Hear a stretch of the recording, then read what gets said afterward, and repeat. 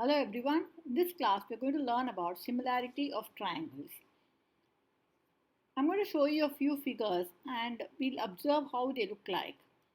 So here are a pair of leaves, a pair of dogs, a set of screwdrivers and a set of balls. Look at each one of them, look at each set of picture and see what do you observe. Are they of the same shape? Are they of the same size?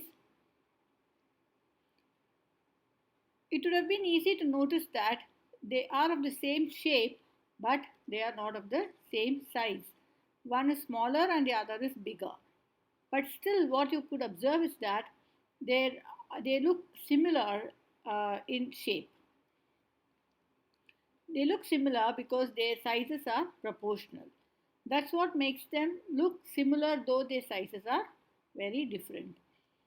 These are called similar objects. Now we are going to move on to similar triangles. Here are a set of triangles. Again you see that these triangles are of different sizes but they look similar because their corresponding sides are proportional. Please note the word proportional. Their corresponding sides are not equal but they are proportional. Now, if the corresponding sides are equal, then what happens? Then they become congruent triangles. Now we've already learnt about congruence.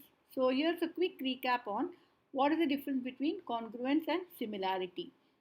Now you have congruent figures. So first, before moving on to triangles, let us see what are congruent figures and what are similar figures.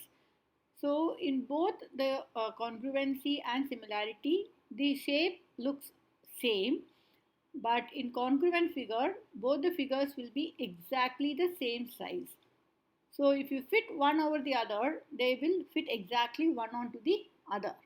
But in similar figures, one will be bigger and one will be smaller, but their sizes will be proportional. For example, the length to breadth ratio in this case of the mobile images that I have shown you here, the length to breadth of the mobile in both the smaller and the bigger devices that you see, they would be proportional. That's what makes them look similar, but they are different in sizes. Now we'll apply the same thing to triangles. So in triangles, what do that mean? That means that corresponding angles are equal. So the similar and the congruent triangles, the corresponding angles, all the three angles that are there, that will be equal.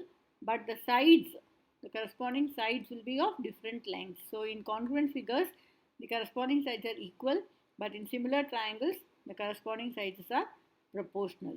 Now here there is a symbol which I have given for congruence and similarity. You can see it from here. So you can see that the symbol for congruence is this and the symbol for similarity is this. So this table will give you a fair good idea about what is the difference between congruence similarity, because most of the time students get confused between these two and they make mistakes. So please get this very clear: what is meant by similar triangles, what is meant by congruent triangles, what are similar figures, what are congruent figures.